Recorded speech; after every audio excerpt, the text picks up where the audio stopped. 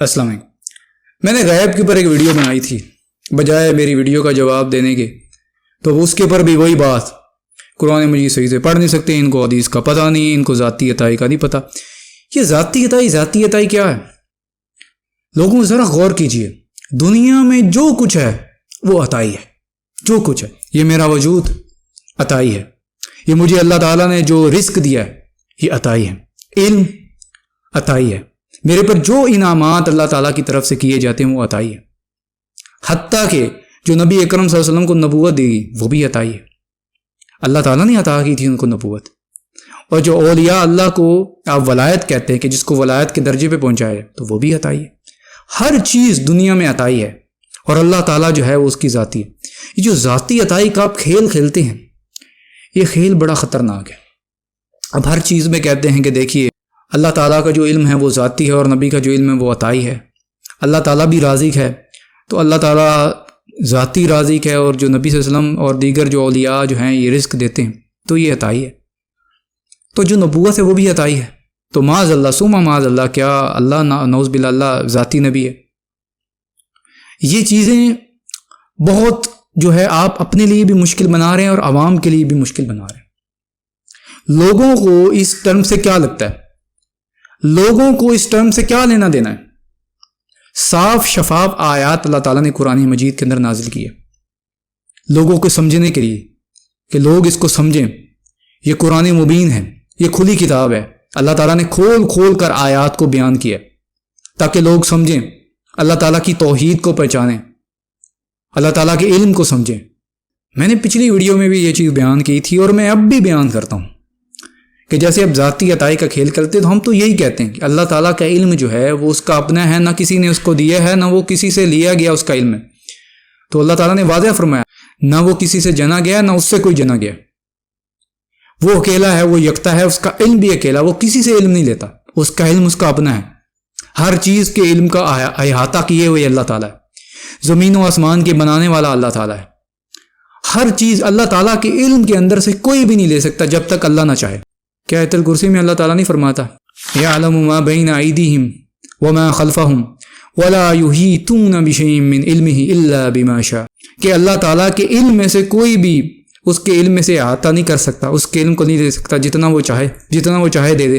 اور میں نے یہ واضح طور پہ یہ بتایا تھا کہ نبی اکرم صلی اللہ علیہ وسلم کو جو اللہ تعالیٰ نے علم دیا وہ وحی کے ذریعے دیا، وحی کے ذریعے اللہ تعالیٰ کی آیات جو ہے، اللہ تعالیٰ نے جو نبی کریم صلی اللہ علیہ وسلم کو علم دیا، جو علم غیب دیا، علم غیب کی خبریں دی، وہ وحی کے ذریعے دی۔ ہم کلی طور پہ نفی نہیں کرتے کہ نبی اکرم صلی اللہ علیہ وسلم علم غیب جو ہے، جو غیب کی خبریں وہ بیان نہیں کیا کرتے، لیکن اس کے ساتھ جو عالم الغیب کا لفظ ہے، جو علم غیب کا لفظ ہے، یہ ہم نہیں لگاتے کیونکہ یہ خالص اللہ تعالیٰ کی صفت ہے، یہ اللہ تعالیٰ کو اس چیز کا علم ہے، وہ نبی اکرم صلی اللہ علیہ وسلم کو دے تو اس کو اطلاع کہا جاتا ہے، انباء غیب کہا جاتا ہے، غیب کی خبر کہا جاتا ہے۔ جیسے سورہ آل عمران میں اللہ تعالیٰ نے فرمایا آیت 44 ہے ذَلِكَ مِنْ أَنْبَاءِ الْغَيْبِ نُوحِيهِ إِلَيْكَ، کہ یہ غیب کی خبریں ہیں جو ہم آپ کی طرف بھیجتے ہیں وحی کے ذریعے لوگوں، وحی کے ذریعے۔ اللہ تعالیٰ واضح قرآن حکیم میں بیان کر رہا ہے کہ میں وحی کے ذریعے چیز بھیجتا ہوں، اور میں نے وحی کی اقسام بھی بتائی تھی، بجائے میری اس بات کا جواب دینے کے وہ بھائی جان باتوں کو گول مول کر گئے، جو بھی تھے، میں کسی کا نام نہیں لینا چاہتا، میری وجہ سے جو ہے وہ یہ چاہتے ہی ہے، لوگوں کی اصلاح نہیں کرنا چاہتے، بس وہ یہ مقابلے بازیاں اور یہ ان کا پیشہ ہی ہے، لوگوں کو کنفیوز کر رہے ہیں، ان کے دماغوں کے اندر جو ہے شکوک و شبہات ڈال رہے ہیں، اس لیے جو لوگ ہیں وہ دہری ہو رہے ہیں، ملحد ہو رہے ہیں، اس طرف جا رہے ہیں، جو واضح اور سلیم اور سیدھی کتاب جو تھی اس کو چھوڑ کے جو ہے وہ گمراہی کی طرف جا رہے ہیں۔ بار بار میں بیان کرتا ہوں کہ سورہ شورا کی آیت نمبر 51 جا کے پڑھ لو کہ اللہ تعالیٰ نے کیا فرمایا ہے کہ میں اپنے بندوں سے کلام نہیں کرتا، مگر اس نے فرمایا کہ کن ذرائع سے۔ اللہ تعالیٰ نے واضح فرمایا وَمَا كَانَ لِبَشَرٍ أَن يُكَلِّمَهُ اللَّهُ إِلَّا وَاحْيًا أَوْ مِن وَرَاءِ حِجَابٍ أَوْ يُرْسِلَ رَسُولًا فَيُوحِيَ بِإِذْنِهِ مَا يَشَاءُ إِنَّهُ عَلِيٌّ حَكِيمٌ۔ اللہ تعالیٰ واضح طور پہ یہ بات کرتا ہے کہ کسی بندے کا یہ منصب نہیں ہے کہ میں اس سے بات کروں، کلام کروں، ڈائریکٹ کلام کروں، ناممکن ہے، مگر یہ ہے کہ پردے کے پیچھے سے وحی کرے، دل میں ہلکا کر دے یا کسی فرشتے کو بھیجے۔ تو یہ اللہ تعالیٰ نے وحی کی اقسام بیان کری۔ تو نبی اکرم صلی اللہ علیہ وسلم نے جو بھی خبریں دی، نبی اکرم صلی اللہ علیہ وسلم کو جس ذریعے سے بھی خبر ملی، جیسے نبی اکرم صلی اللہ علیہ وسلم کے صحابہ کرام جو ان کے سامنے کسی یہودیہ نے زہر دی تھی تو وہ بوٹی کھانے سے، بوٹی چبانے سے بہت سے صحابہ کرام جو ہے وہ شہید ہو گئے. تو بوٹی کے اندر سے آواز آئی، تو وہ غیب کی طرف سے اللہ تعالیٰ نے یہ بوٹی کو، یہ اللہ تعالیٰ نے صلاحیت اختیار کی کہ نبی اکرم صلی اللہ علیہ وسلم کو بتائے. تو یہ غیب کی خبریں ہیں، اللہ تعالیٰ جس ذریعے سے بتا دے. پردے کے پیچھے سے ایک اور مثال ہے، جیسے اللہ تعالیٰ نے سورہ طٰہٰ میں فرمایا، حضرت موسیٰ علیہ السلام کو کیا فرمایا کہ انی انا اللہ فاعبدنی، کہ موسیٰ میں اللہ ہوں، میری عبادت کرو.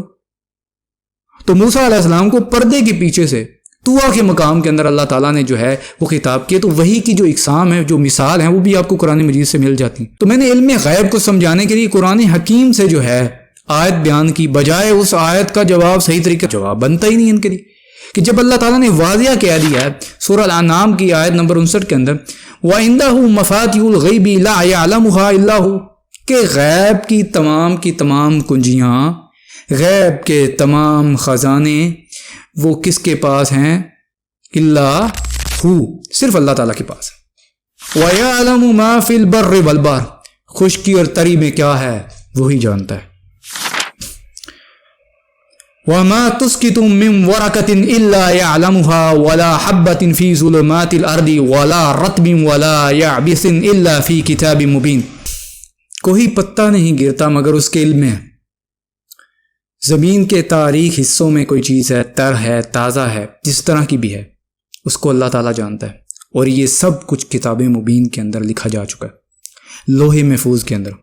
یہ اللہ تعالیٰ کے علم میں ہے، کیا ہونا ہے، کیا ہو چکا ہے. اس آیت کے اندر پورا کا پورا علم غیب چھپا ہوا ہے کہ کیا ہونا ہے، کیا ہو چکا ہے، کیا ہو رہا ہے، کوئی نہیں جانتا مگر اللہ جانتا ہے. اللہ کے لیے کچھ بھی غائب نہیں ہے. وہ تو کہتا ہے کہ میں ظاہر بھی ہوں، میں باطن بھی ہوں.